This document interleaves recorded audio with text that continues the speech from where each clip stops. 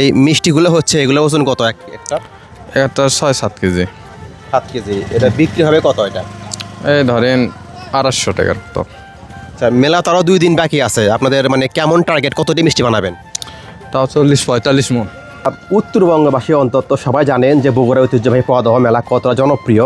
তো মেলার বাকি এখনও প্রায় 3 দিন, আর এই দোকানগুলো শুরু হয়েছে এখন থেকে প্রায় সপ্তাহ আগে। আর এখনই যতগুলো মিষ্টি রেডি করা হয়েছে এই দোকানে, তো মোটামুটি বলা চলে প্রায় 30 মণের উপর আছে এই মিষ্টিগুলা।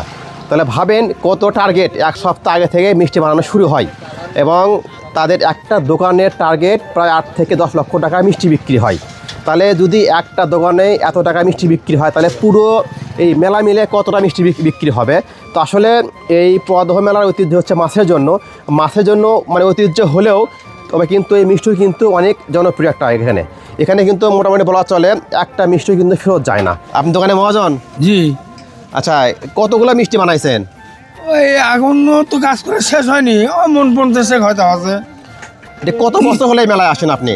আমি ছোট থেকেই প্রায় 60 বছর 62 বছর বলে আমি দোকান করি। আলহামদুলিল্লাহ। কোনোবার কি মিষ্টি নষ্ট হয়, ফেরত যায়, বাসে এরকম? না না না, আমার মিষ্টি সব বেঁচে থেকে চলে যায়।